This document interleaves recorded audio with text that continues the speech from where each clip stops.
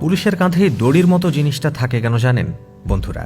আপনারা জানলে অবাক হবেন, হাই হিল প্রথমে পুরুষদের জন্য তৈরি করা হয়েছিল। আচ্ছা বলুন তো, সসপ্যানেই বা ছিদ্রটা কেন থাকে? এই সমস্ত দুর্দান্ত ফ্যাক্ট নিয়েই হতে চলেছে আজকের ভিডিও, তাই পুরোটা সময় আশা করি সঙ্গেই থাকবেন। নাম্বার 1, বন্ধুরা আপনারা কি জানেন হাই হিল মহিলাদের জন্য নয় বরং পুরুষদের জন্য বানানো হয়েছিল। হাই হিল 10ম শতাব্দীতে প্রথমবার পার্সিয়ান সৈনিকরা পরেছিলেন যাতে তাদের পা কিছুটা উঁচু করা যায়। পরবর্তী সময়ে সপ্তদশ শতাব্দী পর্যন্ত সম্ভ্রান্ত ঘরের পুরুষদের মধ্যে হাই হিল পরার কদর ছিল। সে সময় মহিলারা পুরুষদের ফ্যাশন ট্রেন্ড অনুসরণ করতে চেয়েছিল, তাই তারাও ছোট হিল দেয়া জুতো পরতে শুরু করে। যদিও 1740 সালে পুরুষদের মধ্যে হাই হিল পরার প্রচলন একেবারেই উঠে যায়। 19 শতকে হাই হিল আবার ফিরে আসে, কিন্তু সেটা মহিলাদের মধ্যে জনপ্রিয় হয়ে যায়। নাম্বার 2, বাইক চালাতে অথবা বাইক চালানো শেখার সময় সবথেকে কঠিন কাজ হলো ব্যালেন্স ঠিক রাখা। কিন্তু আপনারা কি জানেন হোন্ডা এই সমস্যার সমাধান নিয়ে এসেছে?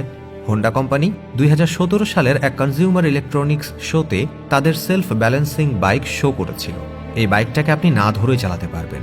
আধুনিক যুগের বাইকটা মার্কেটে আসলে মোটরসাইকেল ইন্ডাস্ট্রিতে ব্যাপক পরিবর্তন আসবে, সেটা নিঃসন্দেহে বলা যায়। নাম্বার 3, বন্ধুরা কোন বাচ্চাদের প্রথম জন্মদিনে একেবারে 8 বছর বয়সী হয়ে যাবে? এটা কি সম্ভব? কিন্তু আপনাদের জানিয়ে রাখি, এটা সম্ভব। আমরা সবাই যে তারিখে জন্মাই পরের বছর সেই তারিখে জন্মদিন পালন করি। এভাবে প্রত্যেক বছর আমাদের বয়স বেড়ে যায়, তবে সেই তারিখটা প্রত্যেক বছর আসলে তখন সেটা সম্ভব। আসলে 1 মে 29 ফেব্রুয়ারি 1896 সালে জন্মেছিল। আর যেমনটা আমরা সবাই জানি যে 29 ফেব্রুয়ারি প্রত্যেক 4 বছরে একবার আসে, কারণ সেটা লিপ ইয়ার। কিন্তু 1900 সালে লিপ ইয়ার ছিল না, কারণ লিপ ইয়ার বের করার জন্য শতাব্দীগুলোর ক্ষেত্রে 400 দিয়ে ভাগ করতে হয়। যেহেতু 1960 400 দিয়ে ভাগ হয় না, তাই 1900 সালটা লিপ ইয়ার হয়নি।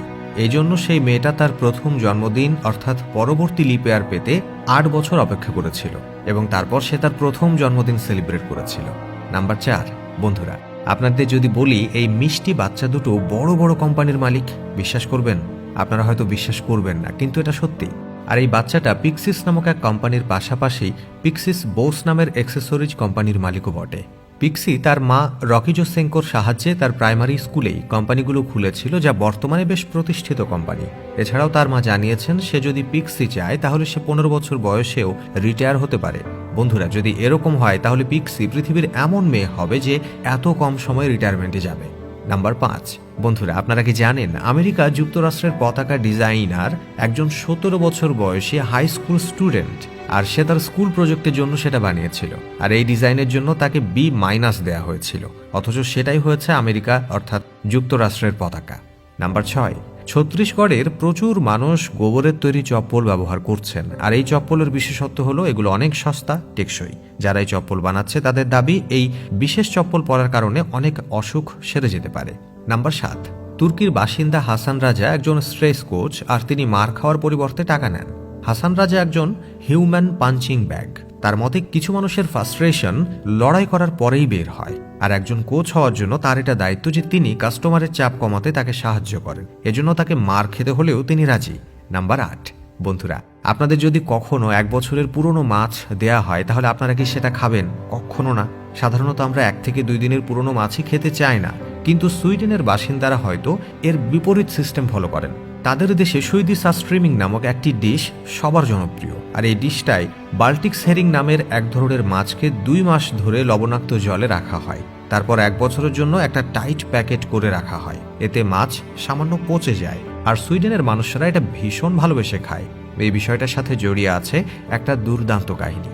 সেই কাহিনী অনুযায়ী সুইডেনের নাবিকরা ফিনল্যান্ডে পচা মাছ বিক্রি করেছিল, কারণ তাদের কাছে মাছ সংরক্ষণ করার জন্য পর্যাপ্ত পরিমাণ লবণ ছিল না। আর আশ্চর্যের বিষয় হলো গালাগালি শোনার পরিবর্তে সেই নাবিকরা প্রশংসা পেয়েছিলেন।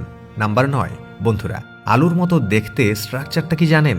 এটা একটা হোটেল, যা বাইরে থেকে দেখতে আলুর মতো মনে হলেও ভেতর থেকে অপূর্ব সুন্দর একটা হোটেল। এই হোটেলটার নাম ভিক্টোরিয়া। এই হোটেলে 2 জন মানুষ থাকতে পারে। সমস্ত প্রয়োজনীয় আউটলেট, একটা কুইন বেড আর ফ্রিজ আছে। আপনি যদি এই হোটেলে এক রাত থাকতে চান তাহলে আপনাকে প্রায় 20,000 টাকা খরচ করতে হবে। নাম্বার 10, আপনারা হয়তো অনেকেই খেয়াল করেছেন যে সসপ্যানের হ্যান্ডেলে মাঝারি সাইজের একটা ছিদ্র থাকে, কিন্তু এর কাজ কি জানেন? আসলে ছিদ্রটা দেয়া হয় যাতে খাবার তৈরি করার সময় চামচ হ্যান্ডেলে সেই ছিদ্রের মধ্যে রাখা যায়, সেগুলো যাতে নিচে রাখার প্রয়োজন না হয়। তো বন্ধুরা এটা তো খুবই কমন বিষয়, আপনারা কি আগে থেকে জানতেন কিনা কমেন্টে জানাবেন। নাম্বার 11, আপনারা পুলিশের পোশাক তো নিশ্চয়ই দেখেছেন, সাইড পকেটে দড়ির মতো একটা জিনিস থাকে, কিন্তু সেটা আসলে কি কাজ, কেন রাখা হয়, এটা অনেকেই জানেন না। আসলে এটা পুলিশের পোশাকের একটা ভাগ। তাদের পোস্ট অনুযায়ী বিভিন্ন ধরনের হয় সেটা। ডিএসপিদের লেয়ার কালো রঙের হয়, আবার তাদের থেকে নিচু লেভেলের পুলিশ অফিসাররা খাকি রঙের দড়িও পরেন। তো বন্ধুরা, এই ফ্যাক্টগুলোর মধ্যে কোনটি আপনার বেশি ভালো লেগেছে সেটা কমেন্টে জানাবেন। আজ এখানে বিদায় চাইছি। এতক্ষণ সঙ্গে থাকার জন্য অসংখ্য ধন্যবাদ।